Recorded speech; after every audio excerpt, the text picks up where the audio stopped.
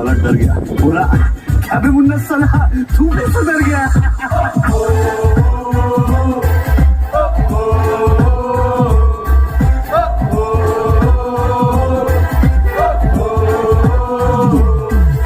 फिर एक दिन उसको देख के कल्लन बोला कि मुन्ना भाई वो देख के कयामत चले लिए बात।